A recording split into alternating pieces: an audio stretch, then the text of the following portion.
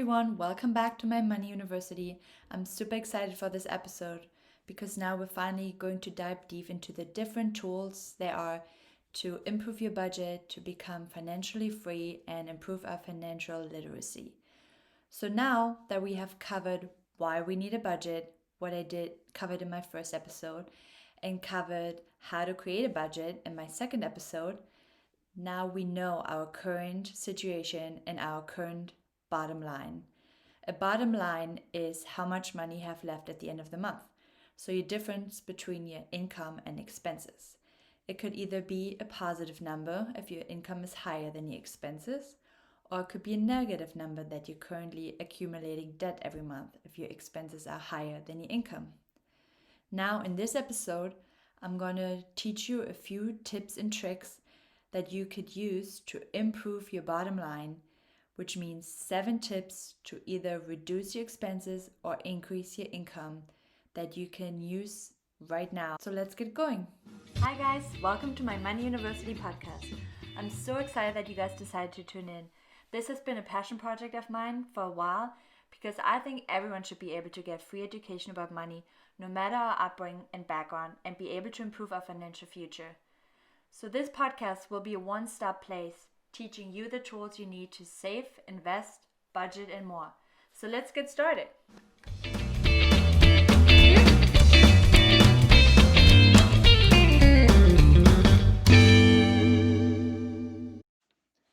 So the first 4 tips will be about reducing expenses, and then the other 3 tips will be about ways to increase your income. So let's start with the expenses first. Number 1 way to reduce your expenses is to reduce or eliminate your current expenses. So if you look back on your budget that you created for the last month and you look at all your expenses and if you have categorized them, that will be even easier.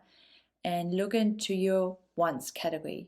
Those are the expenses that you don't need every month, like paying your rent, your electricity, your bills, things that you just buy because you want them and they're more extras for you.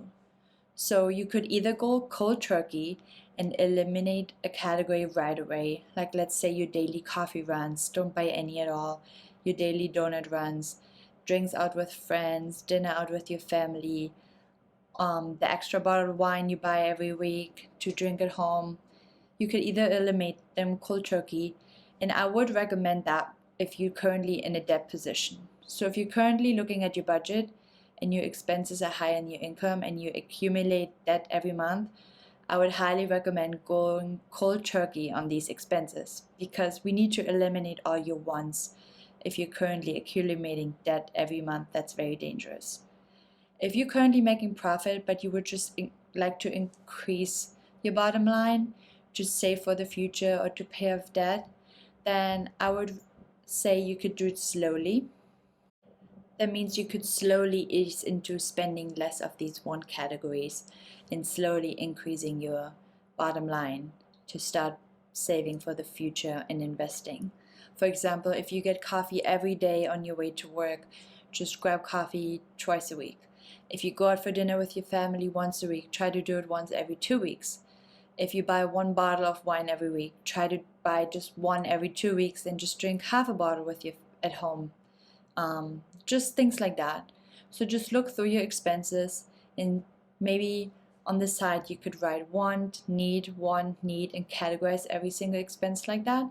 And then look at your wants and see which ones are you willing to eliminate and reduce. And remember, we're doing this exercise for you.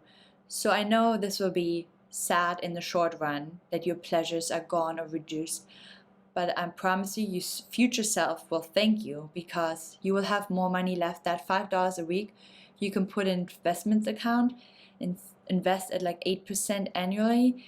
And even that little bit more and more every week, every month will make a huge difference to your future self. So trust me, if you go through this exercise, make sure it's something that you really, really want. We also don't want to eliminate everything if we don't need to because we still want to have a little bit of fun now. And I get it, I'm the same way. You shouldn't get rid of all your pleasure and feel miserable now because you're saving for the future. But just try to cut back and see Do you really need that fifth sweater that you bought this week just because you saw somebody on Instagram saying it's cute and you bought it? I'm guilty of those things too. We're a consumer society, so we're buying a lot of things that we see in advertising, celebrities use. Now on social media, all you have to do is swipe up and you can purchase this online. It's so easy now to deliver something to your house. So next time, before you do that, before you swipe up, buy something just out of compulsion and habit, stop yourself for a second and think, I could invest these $15 or save these $15 or pay down my debt with these $15 some more. So that's the number one category, reducing or eliminating your current expenses.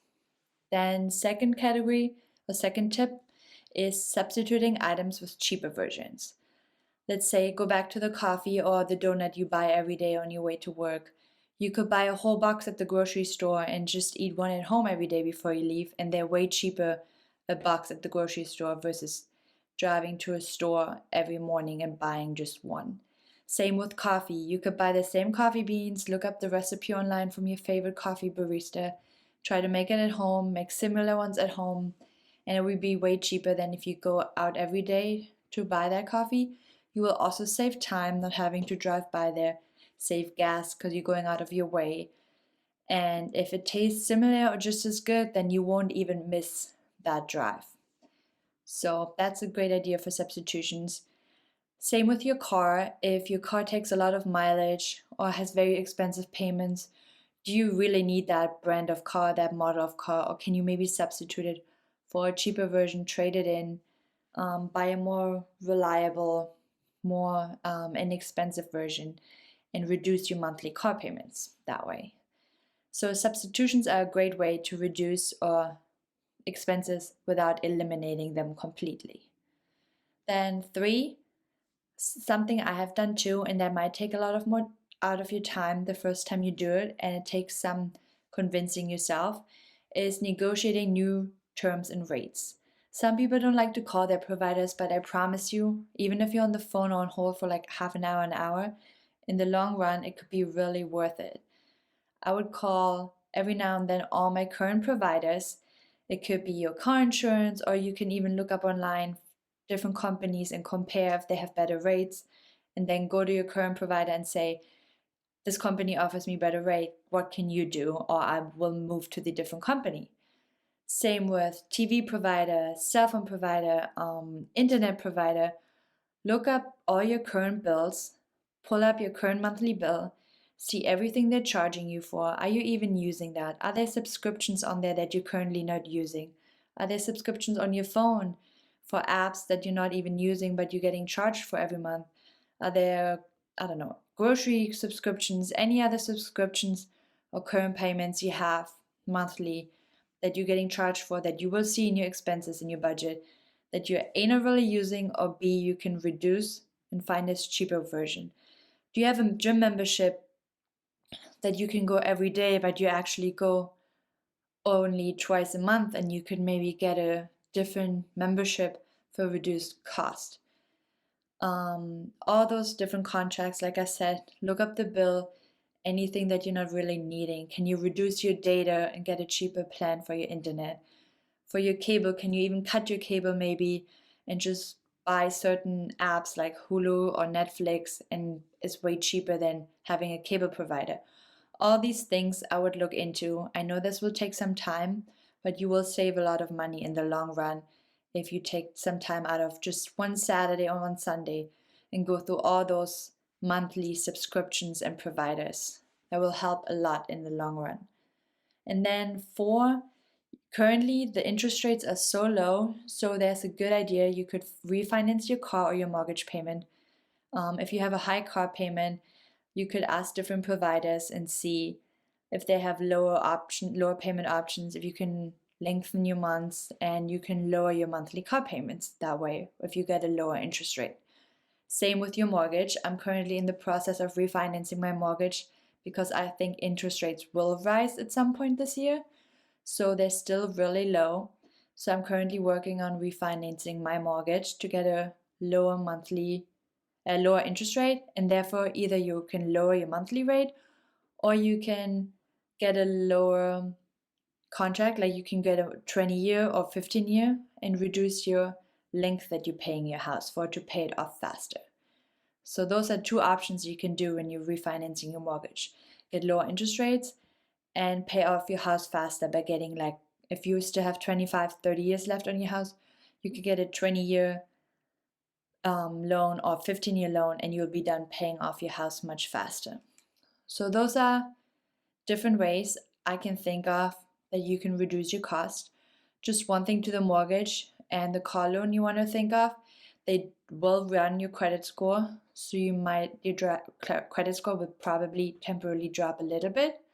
And for the mortgage, most companies, if not all, they will also charge you some closing costs because they have to do research, appraise your house. So they will charge you a few $1,000s for a closing cost if you refinance, especially if it's a different lender. So you want to have that money on hand to be able to refinance, but then you will have lower monthly payments going forward, most likely, if you choose a lower interest rate in about the same time frame than your current loan is.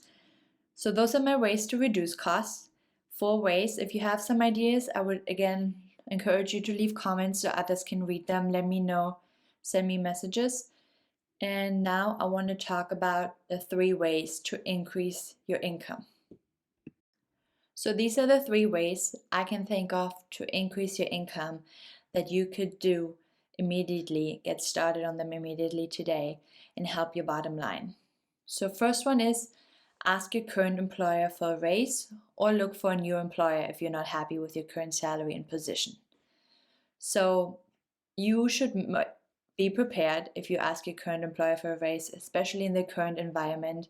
A lot of companies are probably not able to give raises to employees with the crisis going on and the pandemic going on. But you will be surprised if you are highly valued, if you can make a list of all your assets, how you helped the company this year financially, how you increased their bottom line, and how you are valuable to the company. The employer will consider it and they might be able to give you a raise. It never hurts to ask. I would obviously not be too pushy.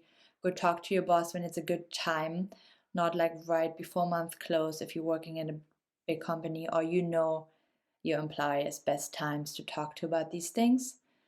Or you could also go online, look at different similar jobs at different companies, maybe a little higher position if you think you would be qualified for a higher position, and apply for different jobs at different companies and see if they would give you a higher salary so you can increase your salary and therefore increase your income and your bottom line and your budget. The second way that's very popular right now is getting a side hustle. There's so many ideas now, and with everything going virtual, so many more options out there to get a side job. There's a lot of companies that offer you can review the products online, help them online, work for them online. If you just research and Google that, you can ride share, work for one of these ride sharing apps. That's something you can do right away if you have a reliable car that qualifies for the program. All you need is the app on your phone and you can turn it on and off whenever you want to and work on your own times and fit it into pocket of your times in the day, which is very positive for that. One negative side that's maybe for women to think about is the safety aspect, just making sure you feel safe offering these services because of the passengers you will be driving around.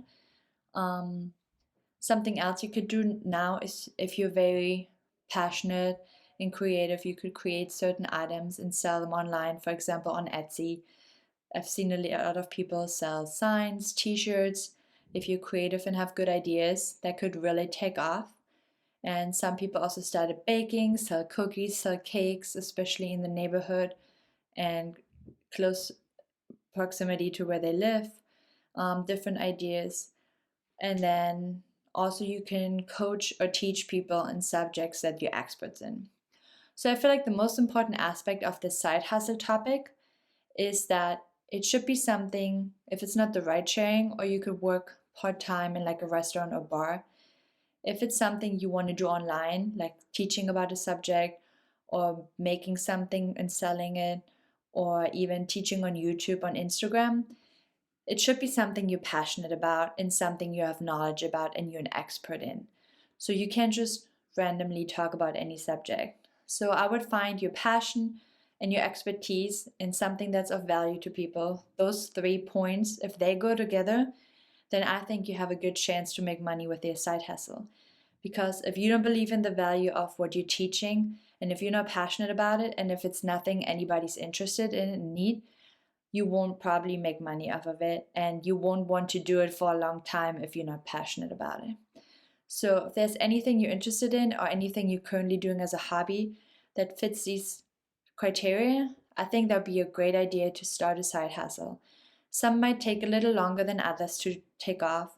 Like if you sell cookies or baked goods or cook and sell that, you could do that right away. You just need the correct marketing and market yourself online into your neighborhood and start with friends and family and word of mouth. But if it's something like an online channel or your Instagram, that may take a little longer to develop. Or you could even develop online classes and sell them and be an online coach.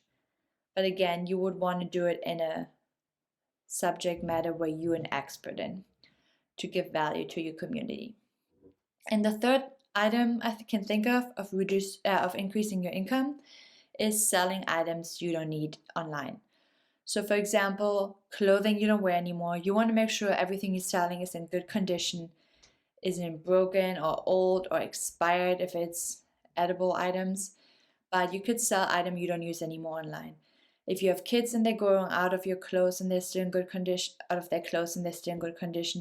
your own clothes that you don't like to wear anymore, you haven't worn in a while, you can sell clothes on Poshmark, you can sell items on Facebook Marketplace, you can sell them on eBay, any decorative items you don't use anymore. This is also a really great way to declutter your house, organize, go through every single room, and if you see things that you don't use anymore, but they're still in great condition, I would make a pile and just like take pictures and get them online and sell them.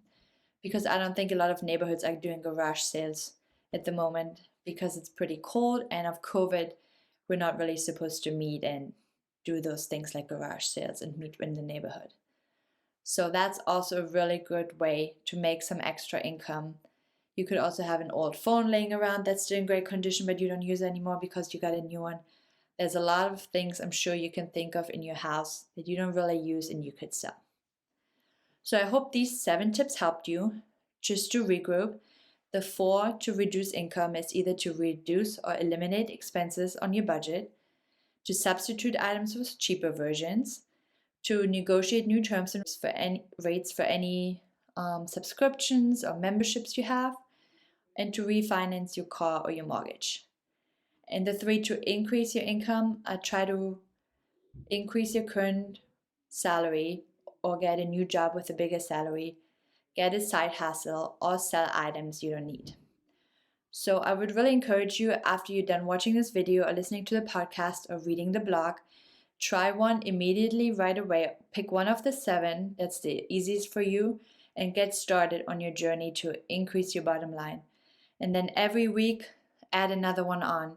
And then the next week, add another one on. Then after 7 weeks, if you've done all of them or tried all of these, or if one doesn't apply, if you're done after 5-6 weeks, then work on the next thing that we're going to be talking about. So if you like this video, please let me know. If you have any other ideas to decrease expenses or increase income, please also let me know. Shoot me an email through the blog, leave me a comment and note. I would really love if you subscribe to my podcast, like the YouTube video, share this with your friends and family, these tips if you think they're helpful, so it can help them get their bottom line up, so we can all become financially free and financially literate. And then I will see you next week. Bye, guys.